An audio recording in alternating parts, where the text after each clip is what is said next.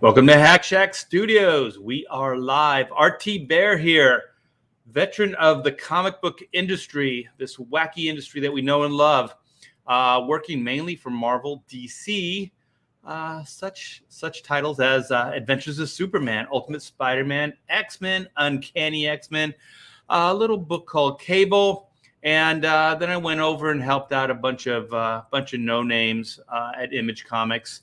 And made history there. So yeah. So I'm back. I'm back from Florida, from Orlando, hanging out with the family for where we were 4 or 5 days. I think it was 4 days at the park, and then we had kind of a half day at the hotel, and it was good.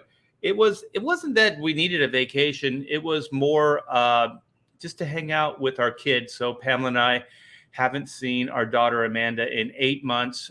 We moved from California. If you guys haven't heard, we moved from California to Texas, and she wanted to stay there with her fiance.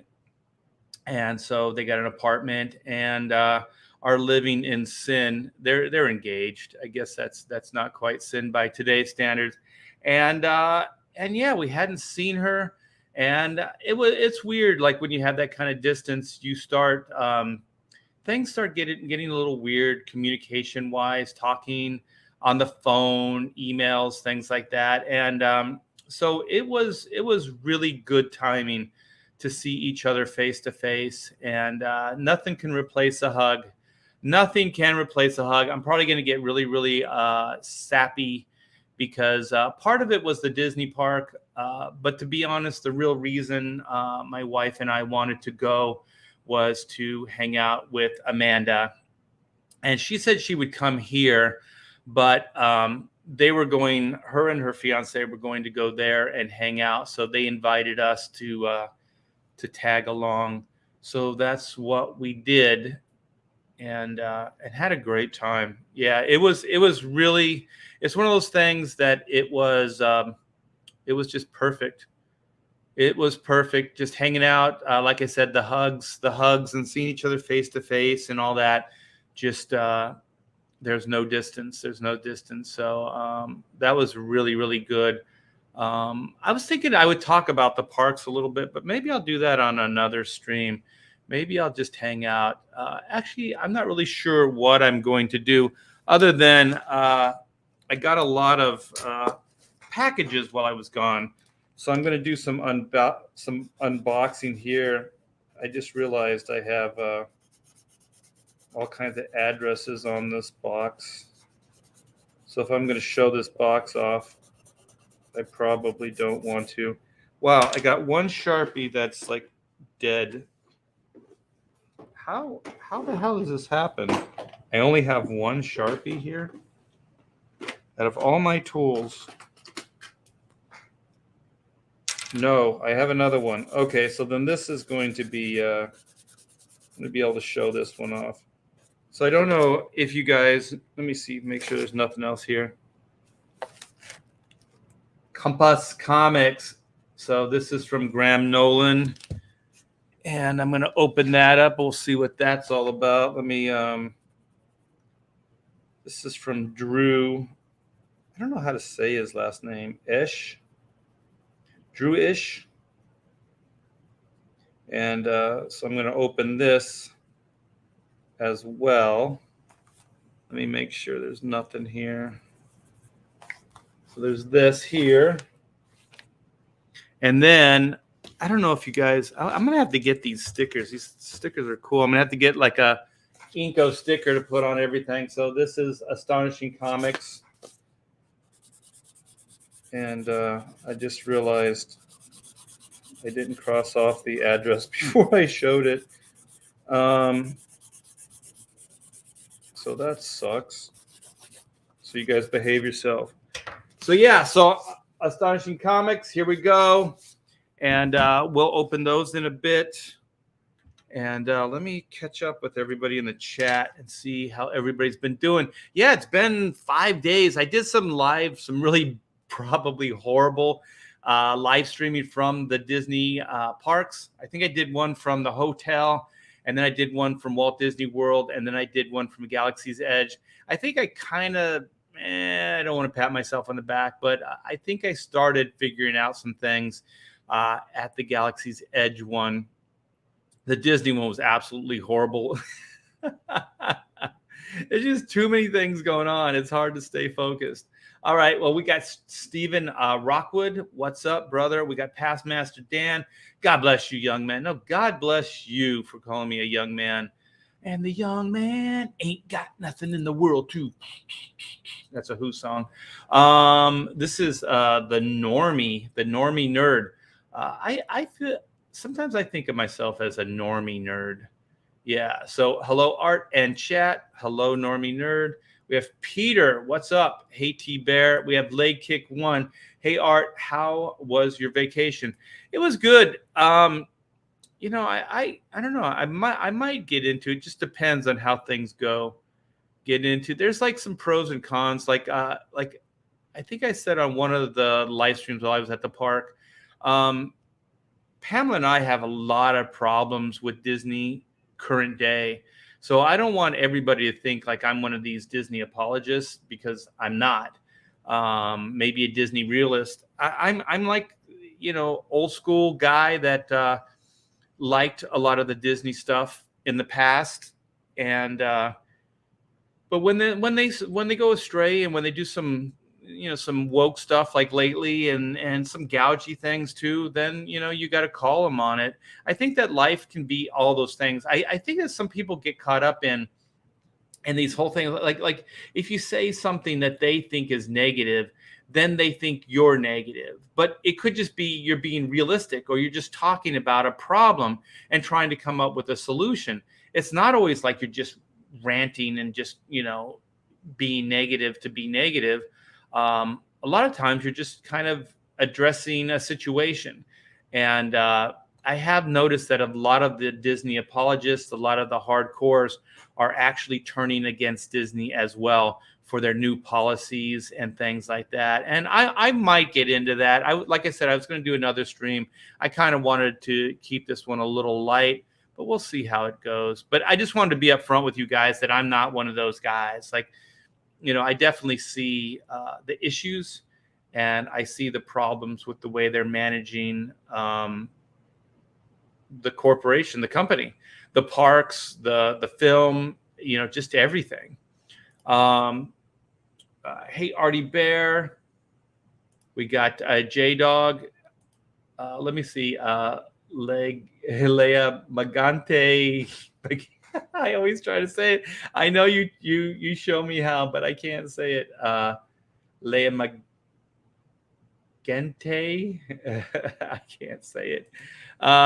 You'll probably school me again. But one of the things about these streams is, hey, watch the guy humiliate himself on a live stream. Hey, isn't that fun? It's a car wreck. It's a car wreck, and you can't turn away. You just can't turn away. Praetor 7. Hello, everyone.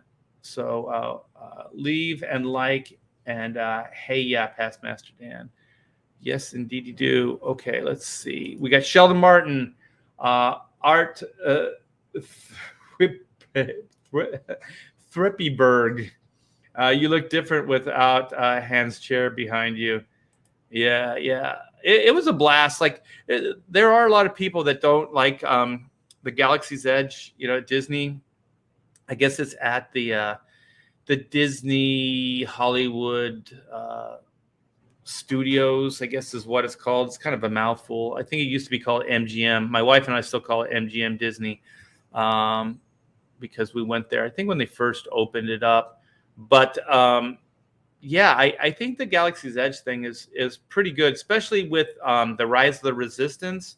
That ride is really good, and it was in B mode, and we still had a great time. So we got Pedro Ang. What's up? What's for lunch? I haven't eaten. Yeah, it's 1:00 here. I gotta start thinking about some lunch. Peyton, thank you. Let's see what Mighty Joe has to say. Help Art. You got to ask EBS for the intro video. Yeah. You guys, when I was away, one of you mentioned in the live chat about that. I can't wait to see that. That should be good.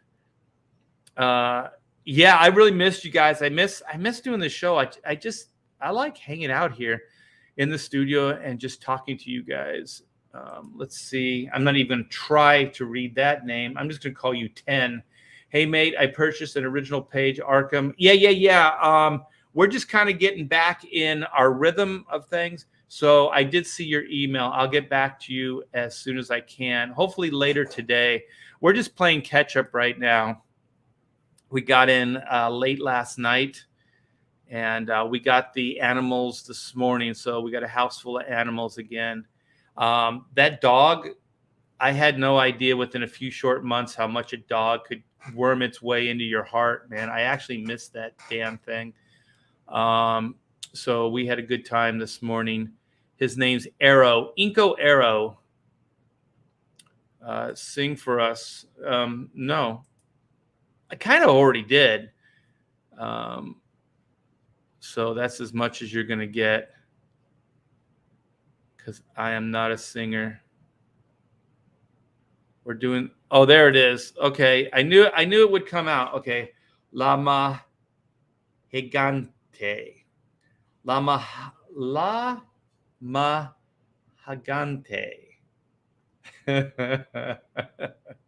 You're asking way too much of me.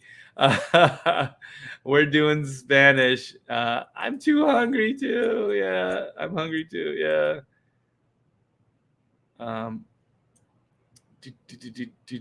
What is this? General Piggy. See, I can say that's funny.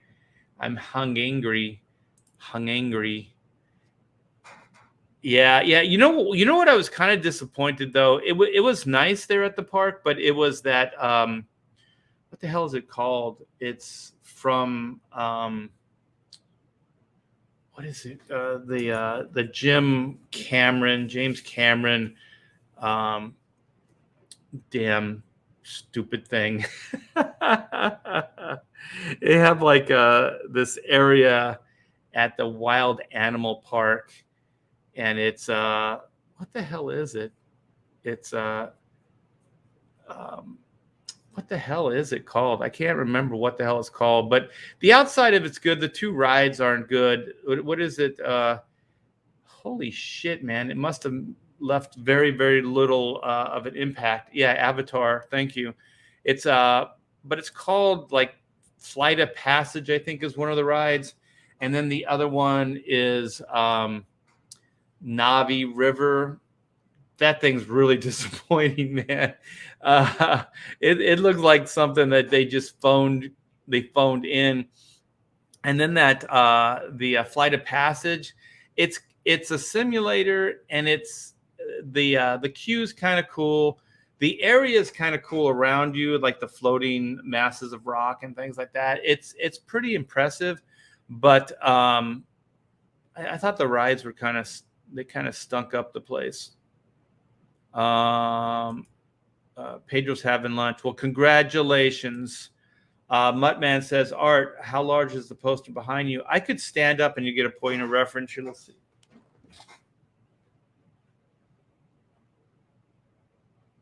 So it's almost as tall as I am. So it's probably around 5 feet tall.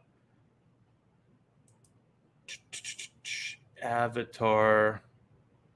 I've heard the Avatar ride was amazing. I don't know. I think it depends on how nauseous you get, because it's pretty crazy. Yeah, I thought it was weird too. Like it seems like it's a dead franchise, and they shoehorned it into the park, and I guess it loosely fits into the Animal Kingdom idea, but it's kind of insulting to the Na'vi, because it's kind of like calling them animals. But I guess they're kind of trying to focus more on the natural aspects of the planet. But and I think it was Disney's first attempt at trying to keep things immersive. So, after they got their asses kicked by Universal with the Harry Potter stuff, they built that Avatar land, or whatever the hell it's called, And it's okay, but it's not even really a land. It's kind of like it's just an elaborate queue. So you kind of turn a corner, you go across the bridge, you can see the giant rock formations, and there's planters, that are kind of thematic. And then both one ride you go under, like I think for the cave ride, the Navi River thing, you go through like they're just enclosures. They look like thatched roofs and stuff like that, and you go through that, and then you get on a boat, and then you just go through this river of neon stuff, and it's pretty dumb actually. It's worse than It's a Small World, and they have a song too, which is just as bad as that It's a Small World song. And so you go through, and then there's a fairly impressive audio animatronic, like a robot at the end, which is kind of cool. And it's neat because it's pretty close to you. So I don't know why they didn't do this in other parts of the ride or in the park, but the most impressive thing is it's big. Like these I don't know what the hell the Navi, the blue cat people, they're really tall, they're big, and so you can see this thing, and it's pretty massive. So it would be cool if you could actually like stand up next to one or something like that. I think that would be pretty cool. And so when you're coming out, I guess it's a her, and she's playing music, and it's kind of cool, I guess. I just like robotics and robots and stuff like that. So it moves pretty fluid, and it's pretty convincing. So there's that. And then there's I guess the e-ticket ride, which was the Flight of Passage. And the queue is pretty cool. So they kind of make reference to the movie, and they talk about that group of like people that went in, and they pretty much just mined and just took whatever they wanted and discarded the rest. And so they talk about that. And this is the funny thing. Like, this franchise is just it's so weird, man. But you guys brought it out. Okay, here comes the more critical part of it. Okay, so we're on the Navi Flight of Passage thing. Okay, so you go in, and then they kind of talk about like the movie stuff and how bad these people were.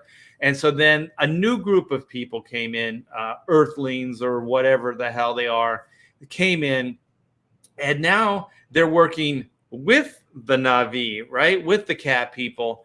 And so what they've done is they've set up tourism on this planet. Tourism.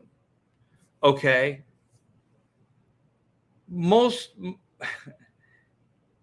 This is horrible. Okay, just ask anybody in Hawaii. Like a lot of the native people there, stuff like that, they don't like the tourism. They really don't like it.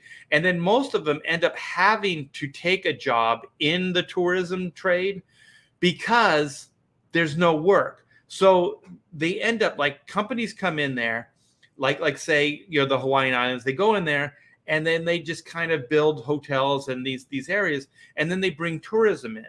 And then it brings in money to these islands and stuff like that. And I don't want to get too much into like whether it's good or bad or whatever, but a lot of people think it's bad. Okay, like in California, in a lot of places, they have like the the Native Americans, right? We used to call them Indians.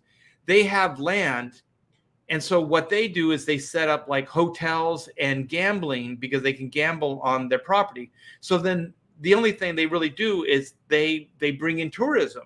They bring in tourism, and that's how they make money. So, but a lot of people don't think that's good. A lot of people think that's exploiting the native people, exploiting the people of these regions, right? Because you're doing it just for a buck. So it's a culture, and then you're bringing people in there, and you're exploiting the native people. Like a lot of the people, like in Hawaii, this is why we never do tourism stuff. I mean, we do the Disney park, but that's all tourism. But like if I go to, Hawaii and stuff like that, I don't do all that like fake luau stuff and all that. We just kind of hang out at the beach and do our own thing. because it always feels a little forced, and it always feels tacky. And I don't think those the people that live there, I don't think they like doing that stuff. I think they're doing it just to make money. So it's like Starbucks barista or something like that, And so, anyways, that's just, maybe it's not true. Maybe it's just my spin on it. But I have heard people talk like this before. So then back to the Avatar, stuff. All right. So this company, I know this isn't real, right? But the only reason I say this stuff about Avatar is because they're trying to be like, oh, you're exploiting the native people of this planet. You're doing XYZ. Like, oh, the people in the movie were horrible, right? But the people that are on, the ride or the park idea, they're supposed to be good. So they come in there and they're working with the native people there, and basically it's tourism. So then the idea is you're there as a tourist. So you go to this place and then you get to see these attractions, or you get to see how the people there live. And so, but it's not supposed to be like you're exploiting them or whatever. But they do sell tourism things. It is tourism. So if you wanted to be cynical about it, you'd go, well, you went to the Na'vi and now you're exploiting them and having people from throughout the galaxy, I guess, come there, pay you money to see what life is like there. I don't know. It sounds about the same to me. So anyway, I was just thinking, like, well, what's better? Like, you're both going there and you're exploiting the people.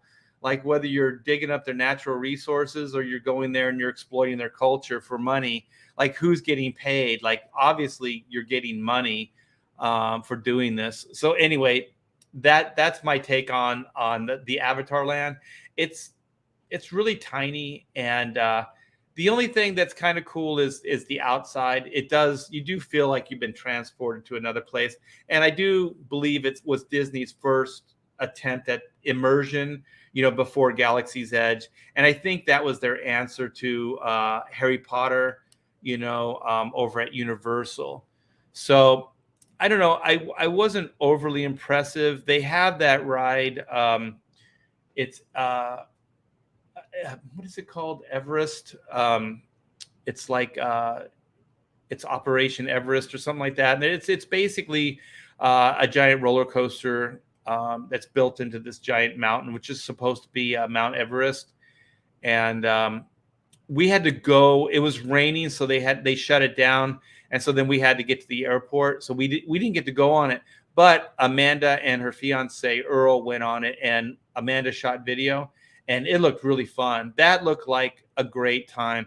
But other than that, the park was kind of that wild animal park. It was kind of a bust. I didn't think it was that cool.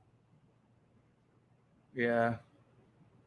I still call them Indians too. Japan owns Hawaii.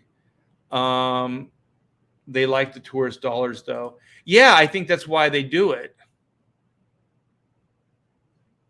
Disney is the Navi's savior. Yeah. Interplanetary ecotourism.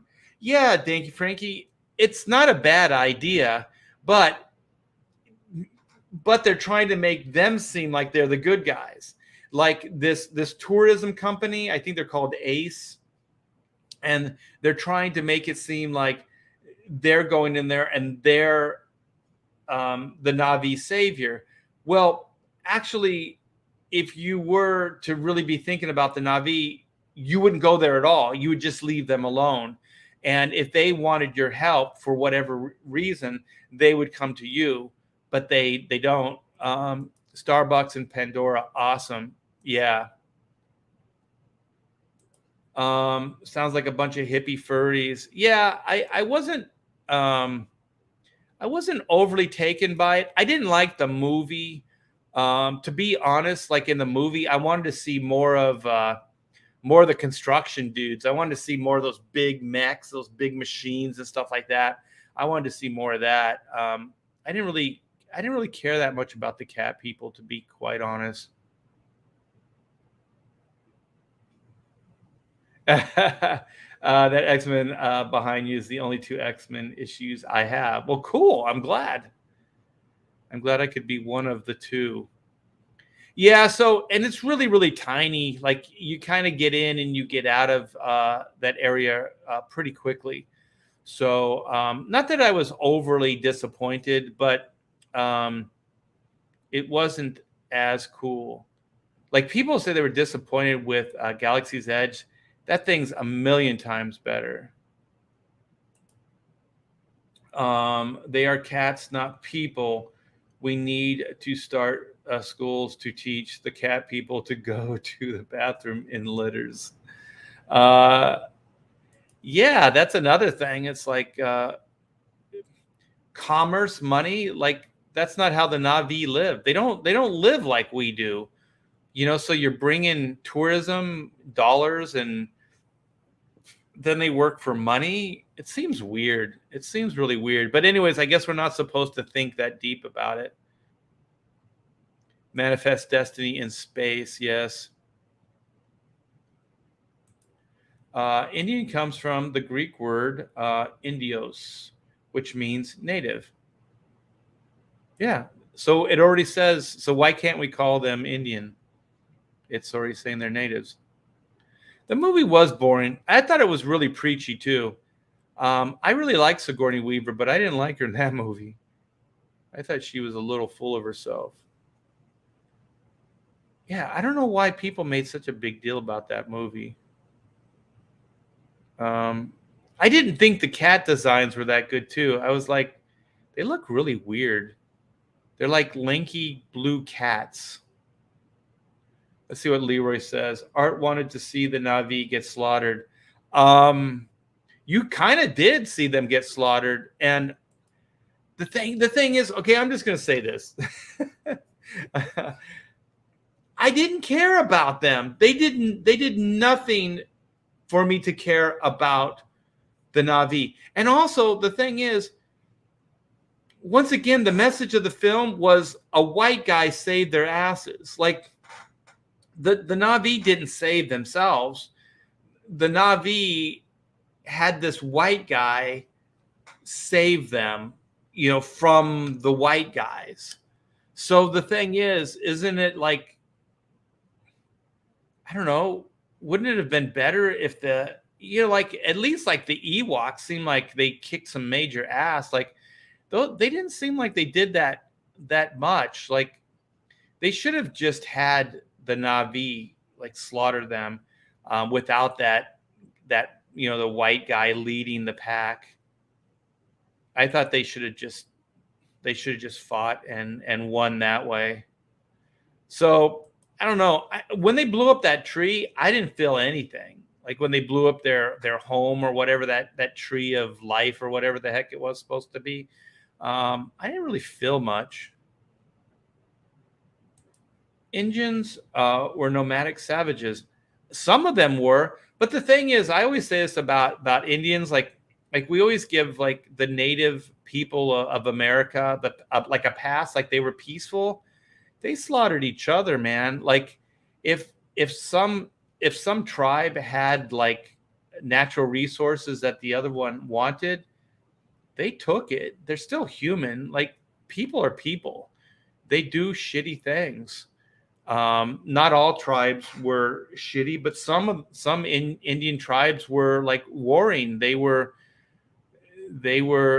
peaceful. So it wasn't like all Indians were kind and nice, and not all white people, the settlers, were kind and nice either. I think we just need to get past all this shit. People are people. They can do good and bad. It doesn't matter what their skin color is. It doesn't matter what their tribe is. It doesn't matter what their backstory is. It doesn't matter any of those things. All people can be good and all people can be bad. It's just that simple. Let me see. James Cameron needs to go to you for a redesign of the Na'vi. I have a feeling I would be able to do a better design. It's weird. They're like cats, but they don't they kind of don't act like cats. They're like tall cats.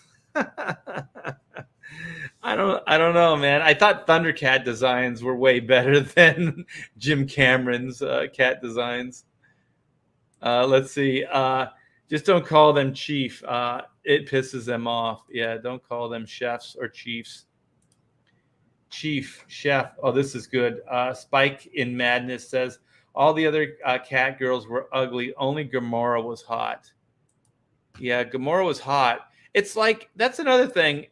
It's like the guy didn't really, he kind of did it for selfish reasons too. The white guy that was Marine, he did it because he fell in love with a cat chick. And then she didn't really fall in love with him, who he truly was. She fell in love with his avatar, which also is like, well, what is that? What is that about? I love you as this avatar, but not who you really are. It's weird, man. That movie was really screwy. I'm sorry. I did not like that movie. Let's see. Oh, shout out to white guys. Hell yeah, man. White guys are cool.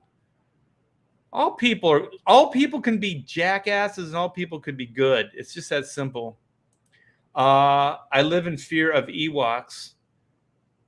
Those, you know what? The best thing they did is had that one Ewok get blasted. Because I will tell you, when that other Ewok was holding that one Ewok and he was rocking him back and forth, I felt something.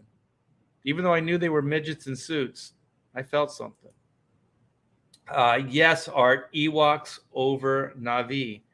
I'd like to see like the Ewok and the Na'vi fight. I think like the Ewok, they seem like more, what is that kind of jungle warfare? The only thing that I think the Na'vi have on them is they have those Ecrons or Icrons or whatever they're called. Ecrons. They have those dragons that they fly in. You could do some serious damage with those things, but but the Ewoks are so small. Like, I think it would be hard for those birds to get that close to the ground. But I think the Ewoks could create catapults, and they could just like throw rocks at those big birds and just take them down. Let me see. Oh, shoot. The chat just jumped. We got a jumpy chat. Let me see. People are all the same deep down. Yes. Human nature is universal. See, you guys get it? We're preaching the converted, though. Some of us Indians deserve it. You know what? If you're an asshole, yeah, you deserve to get your butt kicked. All assholes of the world, all good people unite and kick those people's butts. The duality of man, yeah. The noble savage. Yeah, it's weird because like these movies, they try to, oh, we're trying to be fair, we're trying to be whatever. It's still very one-sided. Like you're saying that the Na'vi were like these perfect people and could commit no sin. Like they were just so innocent. I'll tell you, the best damn movie with native people from a planet that's ever been done, as far as I'm concerned, is Galaxy Quest. Galaxy Quest is the best movie. I love that movie. But there's these people, and they're so innocent. They did such a good job with these people. They're so innocent. They don't understand war. They don't understand on any level why people would hurt somebody. They're so innocent. I forget what the race of people like. They talk like that, and they got white face, they got widow's peak and weird hair. But if you guys have ever seen that movie, you know what I'm talking about. If you haven't seen that movie, what the hell's wrong with you? Go see that movie right now. Stop watching this live stream and go watch Galaxy Quest. It's the best Star Trek movie, as far as I'm concerned, ever made, and it's one of the best. Just I think as far as an alien race, like a culture that's completely different than ours, because every one of them is completely naive. Every one of those the species, I forget what they're called, they're completely naive, and they pay a hefty price. Like, they're just being slaughtered by assholes. Like, these people are such assholes. Like, these are people that could slaughter children. They could kill animals like dogs and stuff like that, like completely innocent beings. They could kill them just because it's easy, just because they can. They do it. And I thought the villains were good because their whole thing was they did it because they could. That's the only reason. That's the only reason they did it, is because they could do it. And so you have this dynamic of this race of assholes, these aliens. They're just warring. They're just savages. That's all they understand. That's all they do is conquer. They don't care how weak or strong they are. And they do it. That's what they do. And so then there's this race of just completely innocent people. And they're so innocent that they caught this TV's broadcast. If you guys haven't seen it, spoiler alert, they caught this TV show like from the 80s or whatever. And it's like a Star Trek TV show. And they saw how amazing these people were and how they resolved conflict and they did all these things that when they saw these they're probably relays from satellites and stuff like that. When they saw these broadcasts, they thought they were real because they don't even understand acting. They don't understand. They're so sincere. They only understand sincerity. They think that everything people say is completely valid. It's completely real. They don't understand sarcasm. They don't understand fake. They don't understand any of those things. And they did such a great job of establishing these characters. And at first, they're kind of a laughing stock. And then when you see the price that they paid and to the extreme that they went through to find these actors that then they recruit, and they think that they're going to be able to remedy this conflict between them and this warring group of aliens. And then what you realize is what they slowly start realizing, heavy cost to them, is that these people can't help them. They're just actors. They don't even know what actors are. They think everybody is who they seem to be. And so the aliens, the warring aliens, they understand what they are, but the innocent people don't. And so then they kind of start getting it. But like I said, heavy cost to them. And then, then they step up and they realize, they kind of understand how the world is, that people like this that do exist and that they will hurt them. And so I think it's the best alien race because they were like, if you wanted the Na'vi to be completely heart-wrenching, is like but they had weapons. They showed them they had primitive weapons, but they had weapons. So they knew how to fight. They knew how to fight too. They knew how to do these things. So they weren't exactly innocent. So if they would have showed them more like, I forget the race that was called in Galaxy Quest, but if they would have done that, I think you would have felt more for them, because then you knew that they couldn't defend themselves.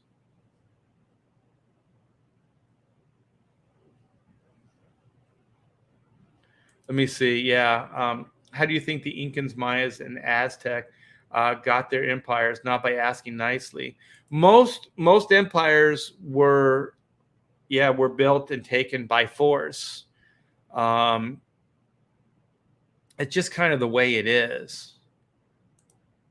Eric the Guapo says there were tribes that owned slaves during the transatlantic slave trade era as well.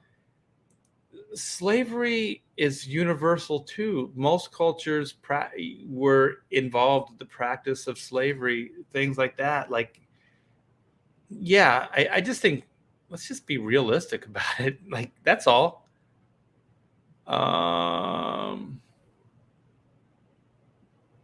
Tall Cats, better name than Avatar. I agree. The Navi Tall Cats. That's what they should have been called. Yeah, that would have been cool, man, if they had claws and they just actually just clawed each other and bit each other. That would be cool. Versus weapons? Wow, that would be cool, man. If those things actually lunged on the backs of those Marines and just clawed at them and just bit their necks and stuff, that'd be pretty cool. The Navi need to meet Barnaby. That's Shane Davis's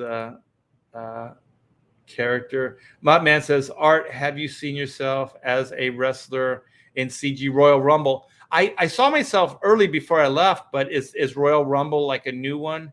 I'll check it out. Yeah, I just got back. This is the most time I spent on the computer since I got back home.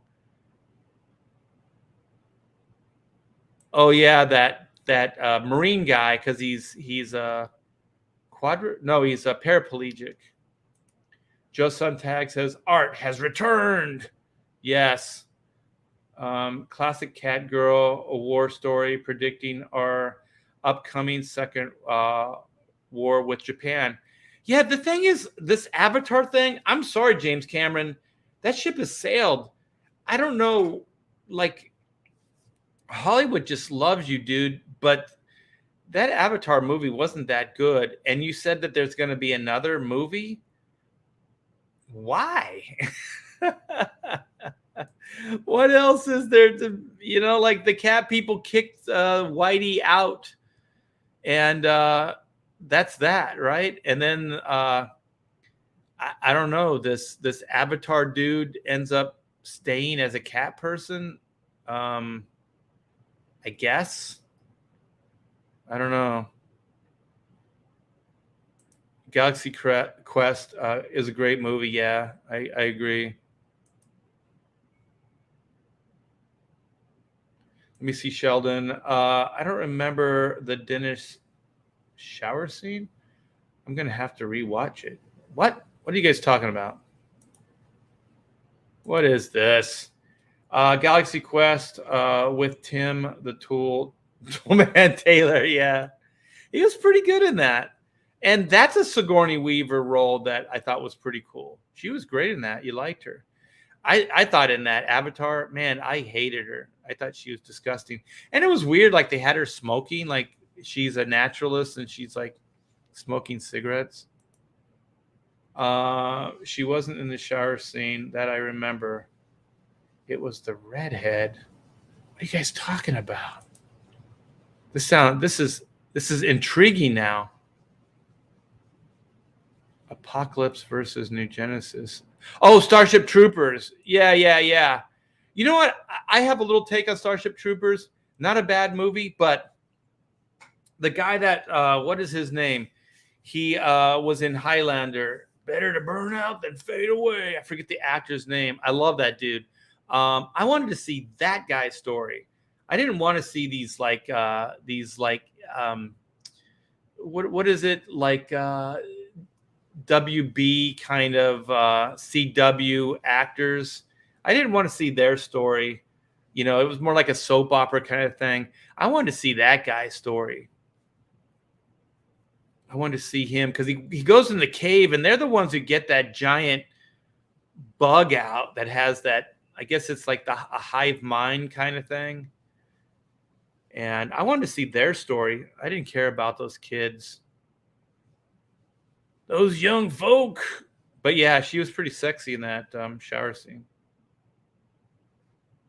Slaves were just ancient workforce. And I'll tell you right now, I'll go as far as to say extreme left, the people that are fighting against a strong border and want to let a lot of illegals, not just people come over here legally. Fine, come over here legally, be part of the system. Illegally, these people are primed to be exploited. By people who have means, people who have money, people who want cheap labor. That's all I'm going to say about that. That's all I'm going to say about that. Teeny boppers with guns. Yes. Hell no. Clancy Brown. Yes. The Brain. Yeah. That's the story I wanted to see. I mean, I'm not against seeing Denise, what is her name? Richardson or whatever, you know, in a shower. That's cool. But yeah, I thought those guys, you know, and then they come out. You see it from the teeny boppers like point of view, and then you see it in the back, and then you see those guys. Yeah, they come out with that giant like God, what did it look like? It looked like one of those water bugs or something. It was pretty cool, man. Poverty is slavery as well. Man, you guys get it. You guys completely get it. I think biblical slavery was social net to help poor people. Is that biblical? Yeah. Slavery ended in 7 years. I don't know what that word is. I hope I'm saying it right. Mr. Krabs, yes. Maybe his character was named Bondsman. Yeah, that's that guy, and then the other guy, the old veteran guy. I wanted to see their story.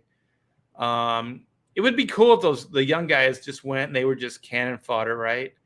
I think the one ends up getting killed anyway. The cute redhead girl, right? She gets killed horribly. It was pretty cool. She's running like, comes out of her, through her back, and out her chest. Kind of cool. I think they showed it slow motion too. It's not bad. Starship Troopers.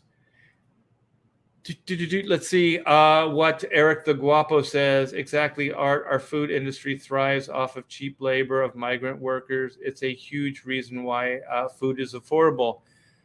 Yeah, but I mean, the thing is, if you created a system that was maybe paid people a little bit more, and then they paid actually what things cost, I don't know, you know, maybe food wouldn't be that affordable or that expensive if you just paid people more.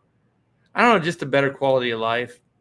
I don't have all the answers here on this live stream, but Danky Frankie says, one of my professors was on the set of Starship Troopers. He said he thought Denise Richards and the director were having sex. Who knows, man? I mean, the director's couch, all that stuff exists. I'm sure there's gay guys that sleep with gay directors too. Like, I don't think it's even just men exploiting women. I think there's probably men exploiting men as well. I thought Starship Troopers being half a farce was a brave move. Yeah, on the director's part. Well, it was Paul Verhoeven, right? Paul Verhoeven, all of his movies are like that. Like even RoboCop, like I think what was the one movie I liked, which was based on The Invisible Man? Was it Shadow Man or something like that? I thought that was pretty good too. Like Paul Verhoeven kind of has the sensibilities of like a 15 or 16-year-old, like, you know, like that visceral TNA kind of thing. Like all his movies have that feel. What was the other? It was based on the Philip K. Dick movie with Arnold. Like all of his movies kind of have that feel to it, but it fell flat for about half the movie. The other half was amazing. Yeah, I think when they got into the fighting, I think when they got into like the soap opera kind of stuff, it was kind of bad. I never read the novel, but the novel actually was the inspiration for Aliens. Jim Cameron actually said so much. And then I think there's a line from the book that says bug hunt. And Jim Cameron actually used that line in the movie. He's like, is this a bug hunt? I think the Marines say it. And yeah. Let's see what Sheldon has to say. She said, I love you right before she died. And Rico didn't say it back. Terrible, terrible. I met those two guys. Like Bryan Singer had these two writers that he hung out with. They were young men, and I'm not saying anything. It was just a little weird. I did this documentary. Bryan Singer was cool to me. I actually was in a Bryan Singer documentary. So it was called Up in the Sky or Look Up in the Sky. And it was a really good Superman documentary. And I don't know how, but they called me and I did a half-day shoot with them. And I was in a documentary, I think in two different places. I think for the death of Superman and the wedding of Lois and Clark. I was in those two sections of the documentary, and they had all kinds of cool people in that documentary, and they cover it from like the inception to current day. And they had at Warner Brothers, they had a red carpet thing, and so they had us out there. We got to walk the red carpet. We got to meet some of the actors from the film. We got to meet Bryan Singer and Brandon Routh, I think. I got pictures with Brandon Routh and Bryan Singer. My daughter, like Amanda, was just a little kid. And so we're standing there. That Brandon Routh he's a monster. He's really tall. And yeah, it was really, really cool. And the best part about it is, everybody's watching the film, and my part came in, and I said something, and I think people in the watching the movie thought it was funny, so they laughed when my part came up. So I felt like I did my thing, and so I got a really nice, heartfelt letter from Bryan Singer. I still have it somewhere, and he thanked me for my contribution to Superman, and he thanked me for being in the documentary. And he said it was a high point. He's always been a Superman fan. It was a high point for him. I thought, I think Hollywood, as far as like Superman is concerned, I think, and these movies in general, Hollywood has these grand ideas, and they think some of the stuff is going to be bigger and more impressive to, like, I think it's to them and to normies, because they do stuff that is really hard to track and really hard to follow. So what Bryan Singer did, and those two guys that wrote the movie, his buddies, they tried to tie it into the first two Donner films, the first two Superman films with Christopher Reeves. And one, too much time had passed, and two, you're relying that everybody that's going to see this movie remembers that movie. And so there's one major thing that comes out of that movie is that Lois and Clark got busy with each other. So Superman loses his powers, and Clark and Lois hook up. And so then in this movie, in the Bryan Singer film, spoiler alert, they have a kid. So the kid, they tease that it's like, well, he doesn't have any superpowers, whatever, and he's sickly. He's a sickly kid. So those are all like supposed to be detours. So you don't think it's Superman's kid. You don't think it's Clark's kid. So then I guess Clark had been alienated. He's been out in the cosmos.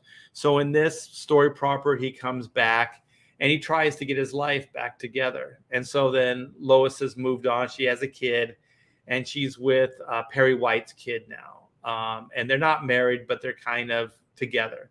And so it's like all this stuff happens off screen.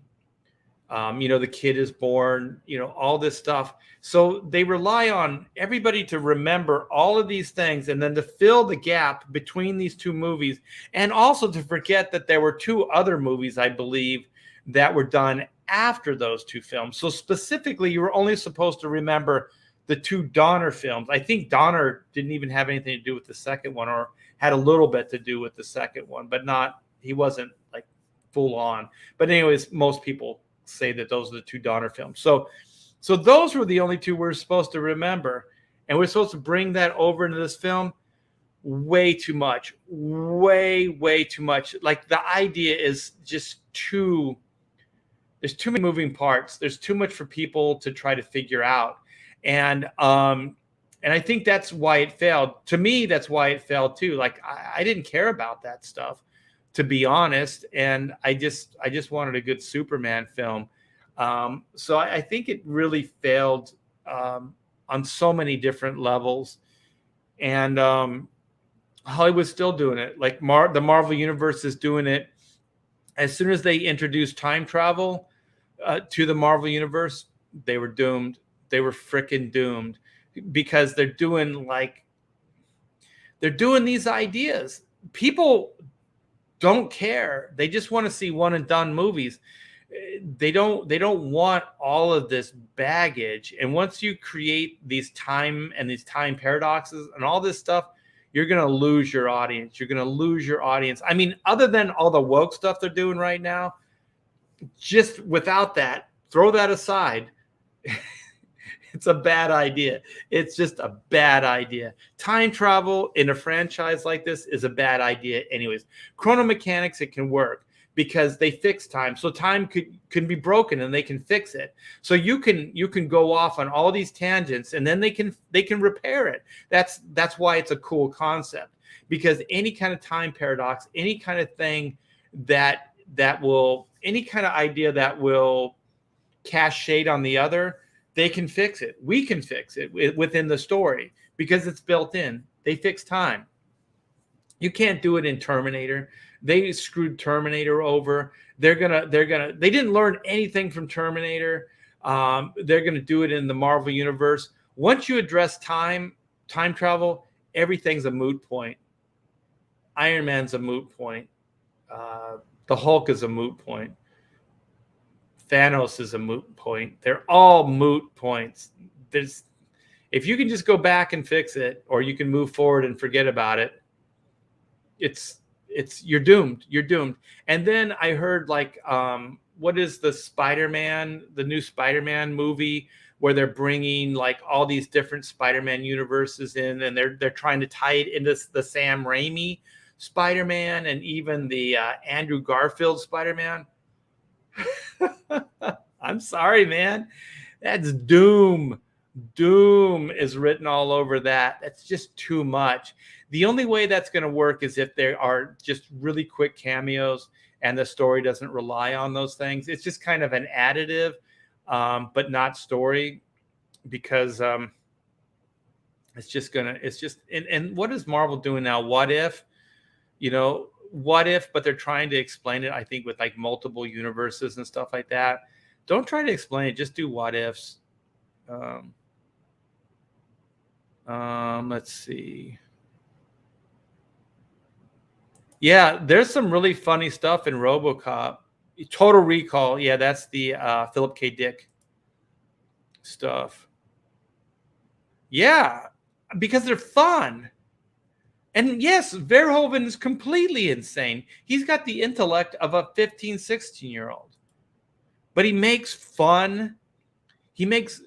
viscerally fun movies. He makes movies that a 15, 16-year-old, like, it's that sensibility.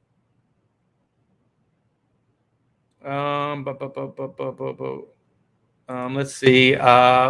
Most of the inflated of food prices comes from over-regulation. Farmers, yeah, certain seeds, pesticides, equipment. It's government. It's the government.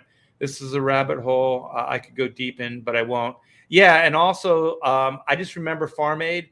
I remember when the government, just like when the housing crash started, and then what the government did is they gave all these family farms loans, and they promised, they said, you need to have all this equipment. You need to compete in this day and age. You need all this modern equipment, stuff like that. We can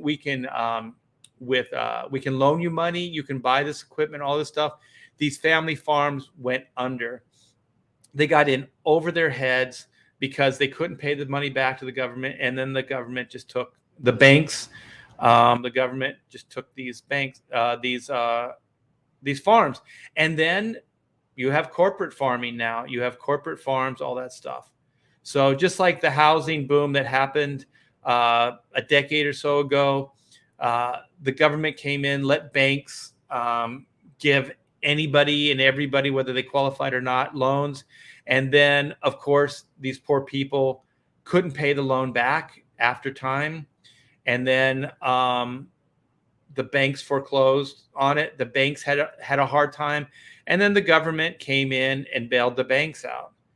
So the government does these things so that they can seize control and they can get power.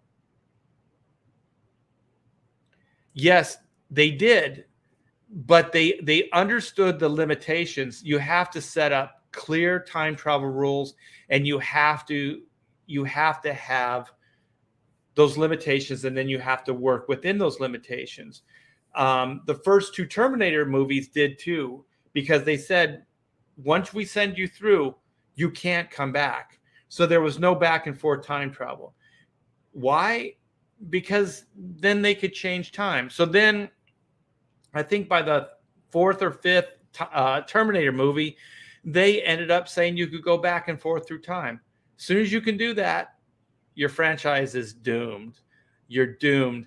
Back to the Future always had pretty rigid timelines, and they stayed within the timelines. And there was only 3 movies. So I think eventually you would get into trouble if you tried to keep that franchise going. It's funny because there's Rick and Morty, and it's a cartoon based on Back to the Future. I only saw the first season and I liked it. But they basically did the time travel thing right, where one, it's a cartoon, so they're not dealing with, like reality. I know live action isn't reality either, but they're dealing, like, live action deals with more reality than cartoons.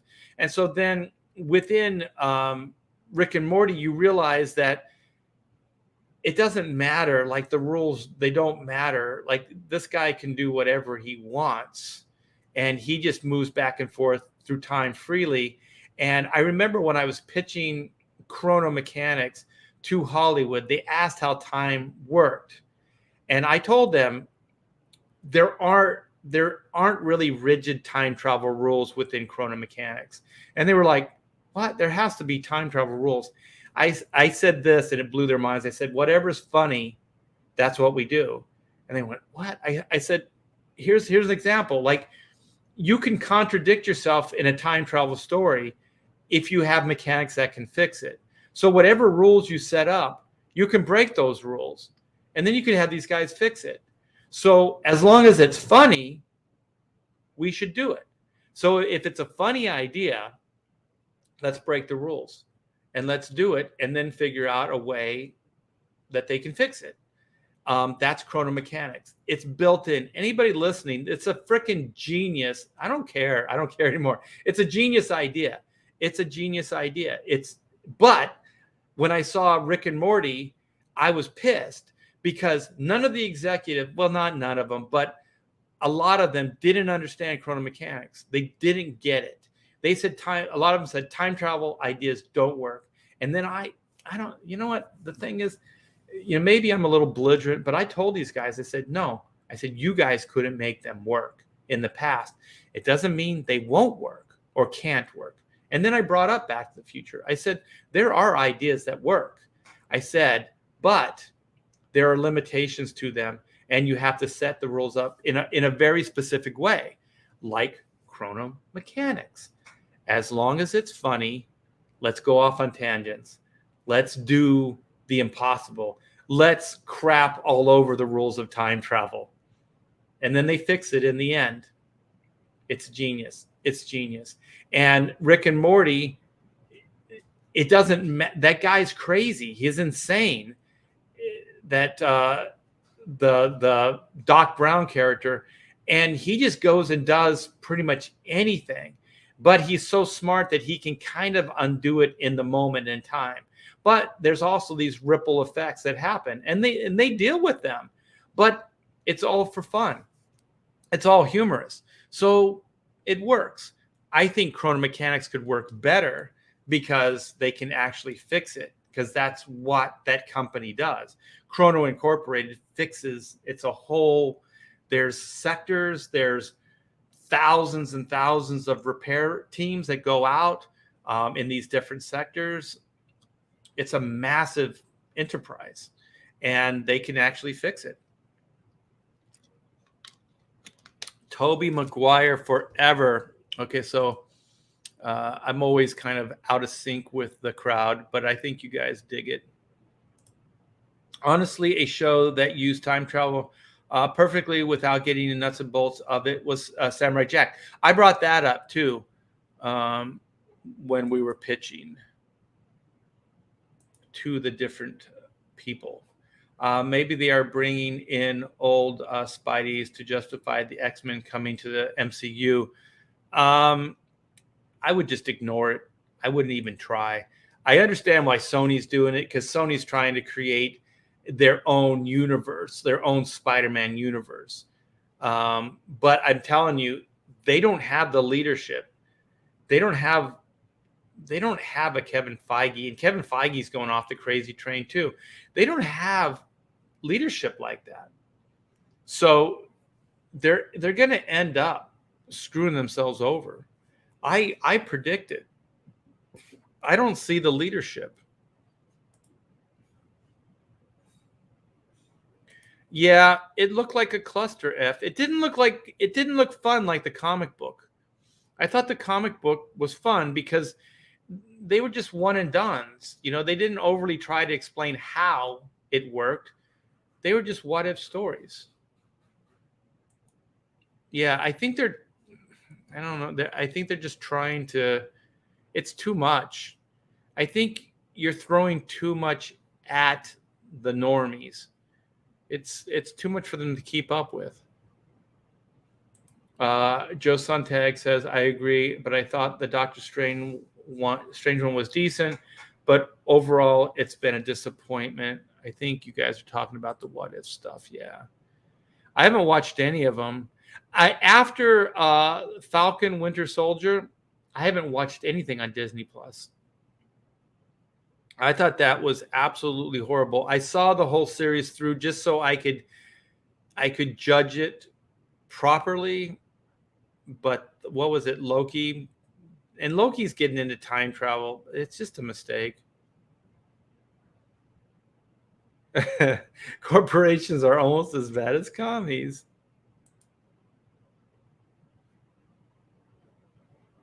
Yeah, I think there is, but I don't think it's because of loans. I think the housing boom before happened because they were giving people, at least in California, they were giving people that don't deserve loans, but they didn't really qualify unless they kind of lowered the bar.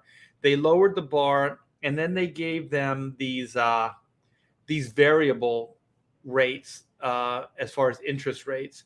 So they bought in low, and then they could I think it was maybe 3 to 5 years with that locked in, and then after that the variable kicked in. So then they were paying market value. They didn't have a locked in interest rate. That's really hard because from year to year, sometimes they can change within the year multiple times. It's really, really hard to do. And I know because I had a variable rate in California.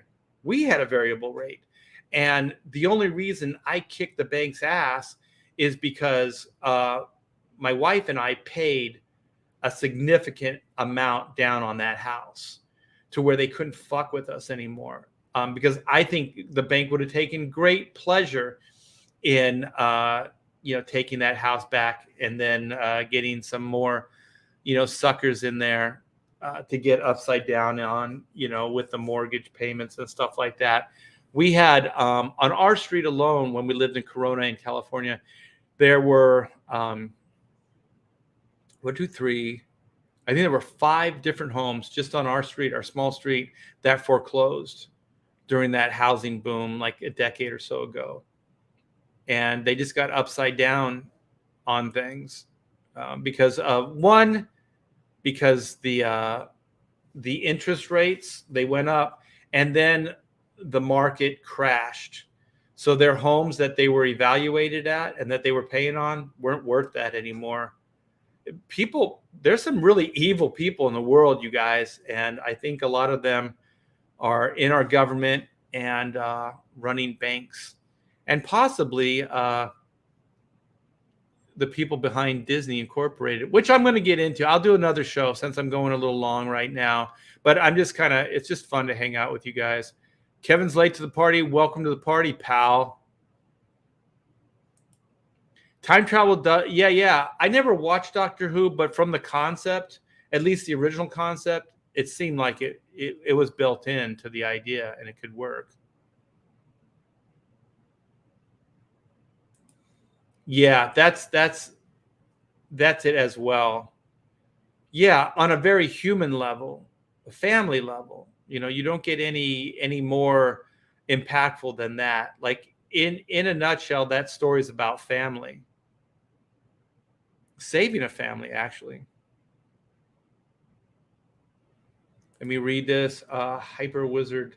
What makes it good is Doc and Marty and how the character story is amplified by the stakes of the time travel. Exactly. It's always apparent, like the limitation and what's at stake. Let me see. Past Pastor Dan, actual time travel requires a position as we are moving through space. If you pop up early, you hit empty space. That could be a cool idea for chrono mechanics. Statistical zero. Good morning, Art, or good afternoon, Art. Same to you, chat. Well, good afternoon.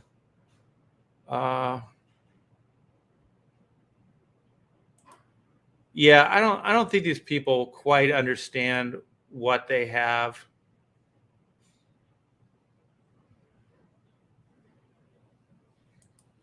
Were those serialized, or they were one shots, right? They were movies. They were books first. Yeah, some time travel stuff can definitely work, but I think you need to you really need to be careful with the way you set it up.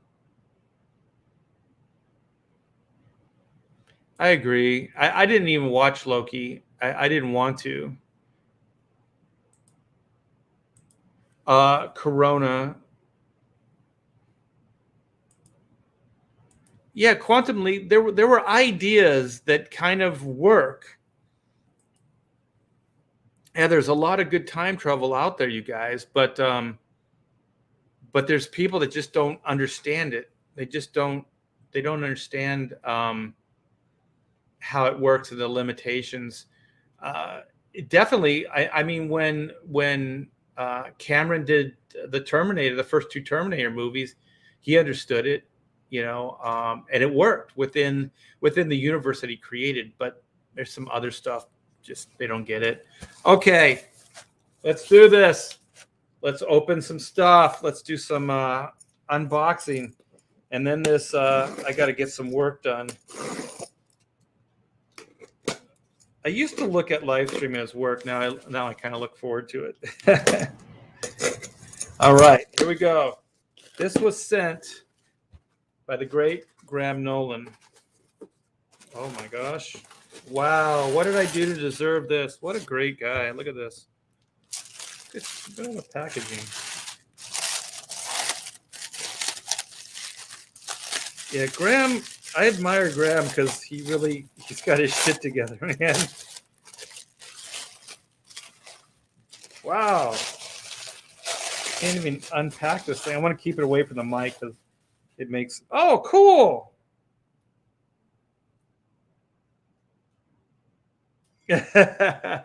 Dink. I don't know if you guys can see this. This is awesome. Let me turn this off. Dink, I've decided to be a cartoonist. And then it says, you're insane. Graham Nolan. Thank you so much, brother. These are great. Yeah, this is so cool. Thank you, Graham Nolan. Let's see what else we have. This is sent by Drew. I have no idea other than I think this is probably a book. Let's see what this is all about. The dog is up here now, and I got I have paper towels down there, and I'm gonna have a paper towel mess pretty soon. Can you see him? Do you see him run off with it? He stole my shirt earlier. I jumped in the pool this morning and I put my shirt on the shoreline, and he took off with it. Oh my gosh. Something stuck here. Let me see. All right. There we go. Oh, there it is. Okay. It's wow. It's a envelope with, is that a mailer or two pieces of cardboard? Hold on. It looked like a Gemini mailer at first. Let's weaken this. All right. Here we go. Here we go. Okay. Let's see. Wow, this is packed really good. Yeah. Let's see. All right. Wow, the comic is taped to the cardboard too. Let's see. Thought it would just slide out. It's actually taped to the cardboard. It's like Christmas. Okay, let's see here. All right. Put this over there. Bubble wrap. Good thing. Hopefully I can just slide this out of the bubble wrap. Yes. All right. Oh my gosh.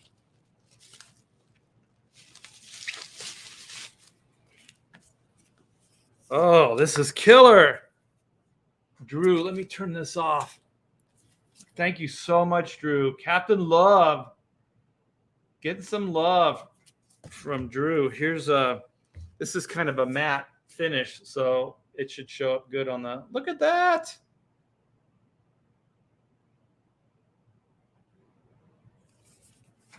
Captain Love, the hero of the cleansing. Oh, look at this. This is cool. Dedicated to all dreamers. Thank you so much, Drew. This is great.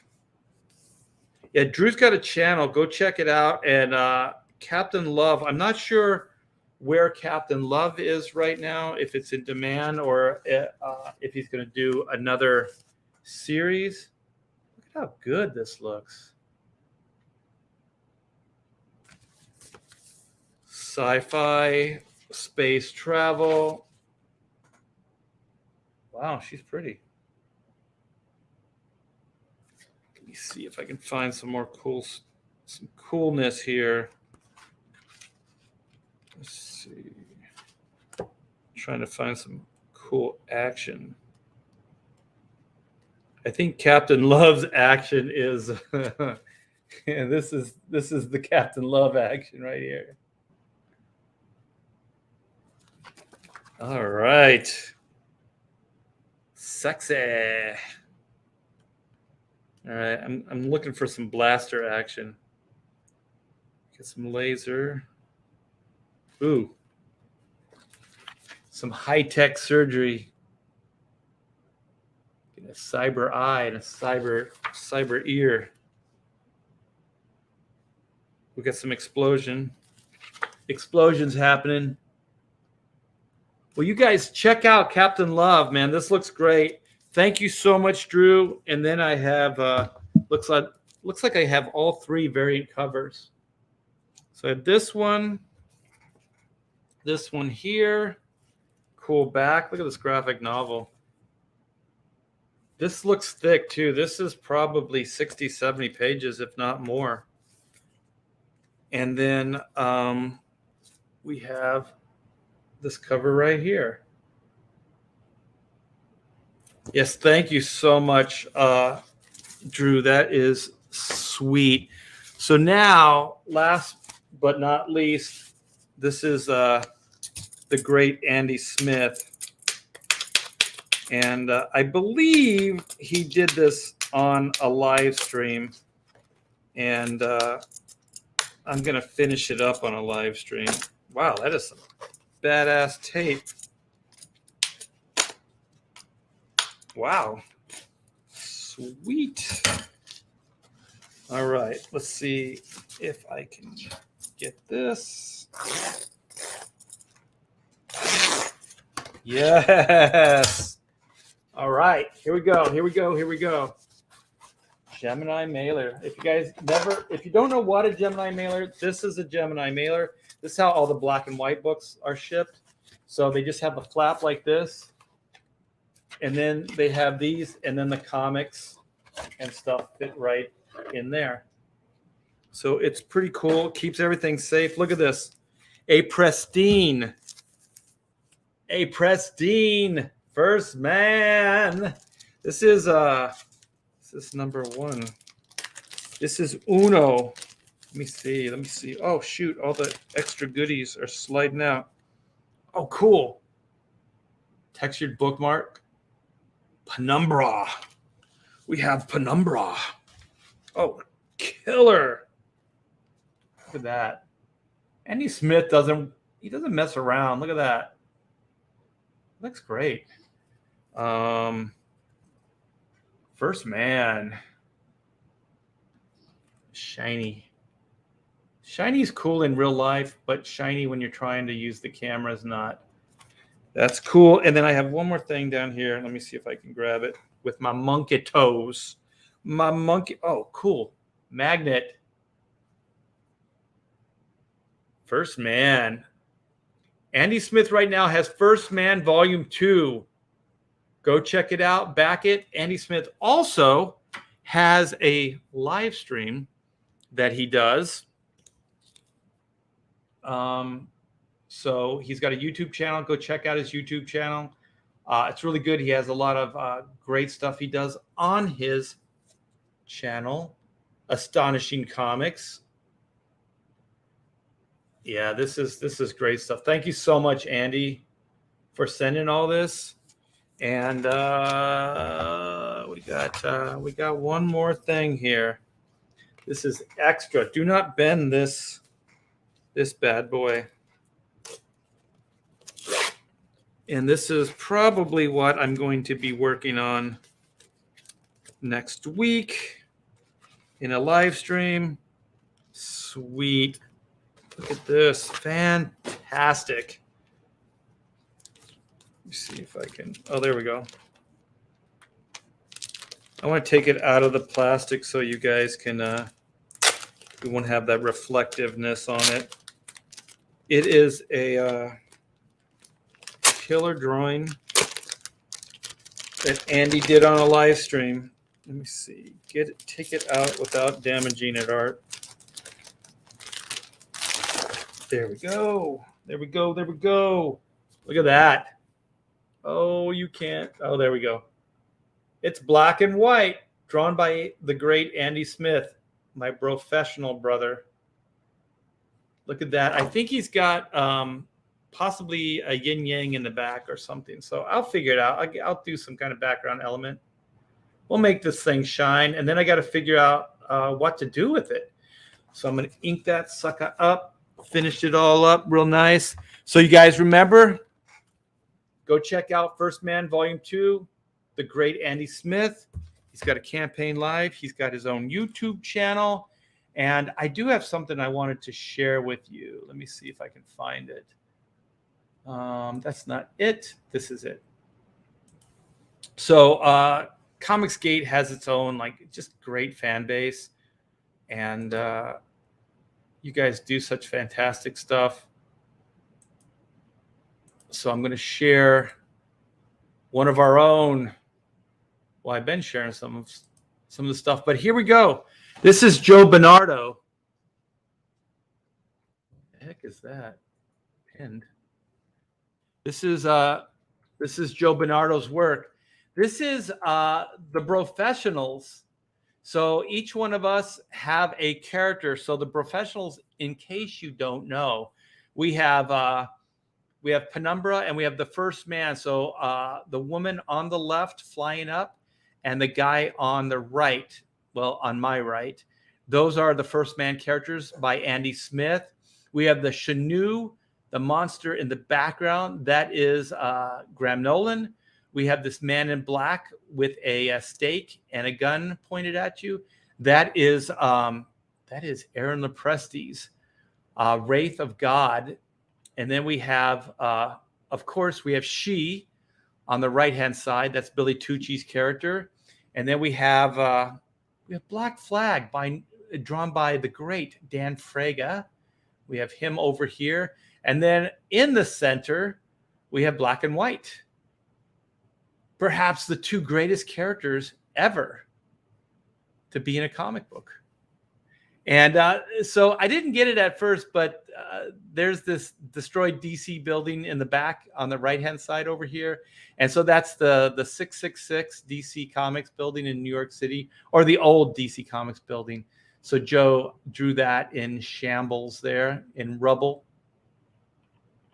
and drew all the professionals' characters. So each one of us have an IP, and I think we all have active campaigns right now. So some of us are in demand. I think that Graham Nolan's Alien Alamo is in demand right now. Dan Fraga's Black Flag is in demand right now. And I'm not sure, but I think that Billy Tucci's She is in demand. I believe everyone else's are live. So Black and White is live right now. Wraith of God is live. And First Man Volume 2 is live. This is fantastic. Thank you so much, Joe Bernardo, for the outstanding artwork. Look at this. And of course, Black and White front and center. I think you definitely captured Whitney's facial expressions. So cool with the crazy hair. Perfect. Yeah, and if you guys doodle stuff up, man, send it along. I'll show it off on a live stream. Wow, all of a sudden, there's a lot of light coming through here. I'm the human sunbeam. The professional verse. Yeah. Let's see. The Andy piece could be a stretch goal print. Could be. That's a good idea. Thank you, Johnny Rando. Very cool. Oh, very cool. Professionals. Yeah, man, I wish I would have got home a little earlier last night. I could have been part of the live stream. Yeah, he's not like a close friend or anything, but we have hung out in the past. We've hung out at conventions and have had dinner, and at Marvel we've hung out before. He's a really good guy. He really is. He looks out for the people that are working with him. So I have no bad to say about Mr. Claremont. That is for sure. Andy drew it on that live stream. He said he should draw the feet. I don't think you can get the feet in there. They're kind of cut in like mid-calf. Let's see. The professionals verse, another professionals verse. Yeah, what I want to do also, and Joe Bernardo, if you're listening, I thought of this before your fantastic drawing, but have each one of us do like a George Perez type composition, and then draw each one of the professional characters in this one pinup, and then we could each put our characters in this composition, and then have a colorist put it together, and then each one of us could do it as a stretch goal in our live stream or in our Indiegogo campaigns. Art's back and badder than ever. You looking forward to a Pontificators comic book, Bob? This coming Wednesday, we had to. I was out, so we couldn't do one this week.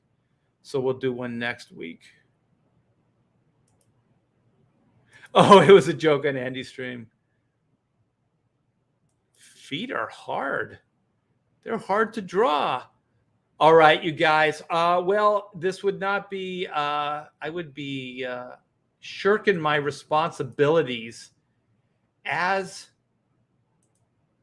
a independent comic book artist that has an Indiegogo up right now and is in the middle of crowdfunding. And that book is Black and White, Volume 2, Man versus Machine. You guys, I'm so overwhelmed with the response. You guys are the best. Thank you so much for all the support. Black and White, Volume 2, Man versus Machine. In a world where law and order is often blurred to gray, justice can only be black and white. And man, I missed hanging out with you guys. I feel like this next week or so, I'm going to have to get an extra week in, the week I lost, in hanging out and trying to rally the troops to back this labor of love, which is Black and White. This will be the finale, the epic conclusion to Black and White, and that's the origin. We're going to keep telling Black and White stories, you guys, but this will be the conclusion to the origin story arc, which we started with Volume 1. And if you guys didn't get Volume 1 when we were doing it originally, we offer it in this campaign. With the second printing of Volume 1, you will get the new cover as well. So I'm kind of jumping to the first volume, but here's the first volume right here. This will be the cover, and this is the second printing right here. And then here is the main book right here. So this is Volume 2, Man versus Machine. So this will have the epic conclusion in it. And this is beyond a 48 page, you guys. This is 64 pages. If we can get to the stretch goal, which is it's for the epilogue, actually. So we would like to add a 4-page epilogue to this story. And we, as being Joe Fulton and myself, so that's Joe Thunderbuns Fulton, he and I are working on the story for Black and White, Man versus Machine. So let's go to the video.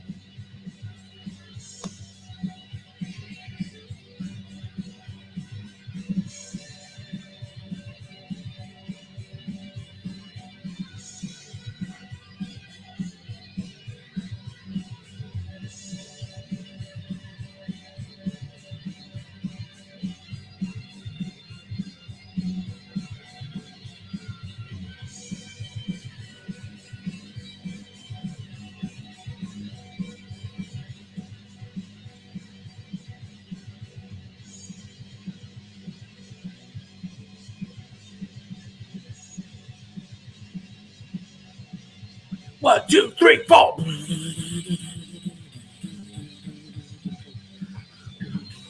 Yes. Man versus the Machine. Yeah, you guys, back it today. We have some great tiers. We have the featured tier, which is the main book. That's Volume 2. We have Volume 1, second printing, plus we have we call it the high octane adventure. So let me go back and give you a little bit of reference on the high octane adventure. So the high octane adventure is a 22-page book with Von Klaus, the writer, and Pedro Ang as the illustrator. And we thought it'd be cool to take advantage of these two talents, Comicsgate's own Von Klaus and Pedro Ang, to put this book together. Pedro does a great animation style. I fell in love with it from the very beginning, and he's going to do 22 pages of glorious black and white animated cartooning. So this book is so cool, and we're playing with a price point here. So this one is 22 pages, and it is $15.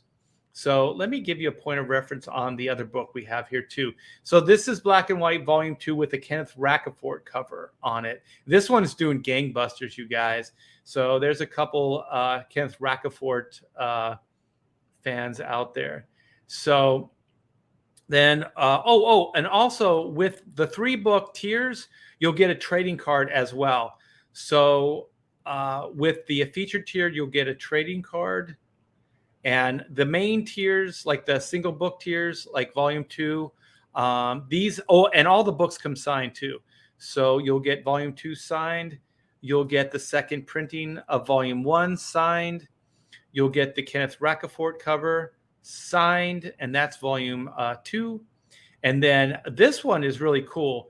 This is original art. So this is the only original art that I have offered at this point. I offered the cover. It's sold out within the first couple minutes, actually. So these are story layouts, you guys. So they're half of an 11 by 7. No, not 11 by 17. 8.5 by 11 sheet of paper. So art paper, and so these are folded in half, and they're pretty detailed. They're pretty detailed doodles of the storytelling, and so they're all penciled and inked up, and these will come signed as well. And so I have a few examples of those pages here. So they're not huge, but you can get an idea of what the layouts will look like. And we're going to do first come, first serve on those. So low numbers first, and then they'll move on up. And then here is the main cover plus the Rocafort cover. So this is a twofer. And these come signed as well. And then this is a threefer with the main cover, the Rocafort cover, and the adventures. So this will come with a trading card as well. And once again, all signed. And then we have the Black and White Jam, which you'll get everything except for the original Capullo cover. So that one is pretty much sold out. I think I have a few left, but like just a handful. So this comes with the main cover for Volume 2. We have the second printing with the new cover. We have the Grey Capullo Virgin variant cover. We have the Rocafort Volume 2 variant cover. And then we have the High Octane book, plus the trading card, and a mini print comes along with this tier as well. So this is pretty cool. We had to limit it to 150 because that's all the Grey Capullo variants that we have. So we had to keep those numbers low. And then this one is the Be a Character tier. No one has taken me up on this yet, but these will be reporters. So these are reporters coming in, and it's kind of a key villain scene in the book. And so you can get yourself drawn in as a character in the actual comic book. So with this, you get the main cover, you get the Rocafort cover, and you get the High Octane Adventure. Those will all be signed, and you'll get the 11 by 17 art with your character on it. So this one right here will be page 11. And it's pretty much a splash page. So the panel with you with your face in it will be pretty big, will be a good size. So yeah, look at this. I dig this cover, man. I think it came out so good. I think Stefani Renee did a brilliant job on the coloring. So good, so good. Very, very happy with this campaign. Very happy with you guys supporting it. 546 backers, you guys. We're almost at the midway point, so we have 16 days left. So if you could please back the book.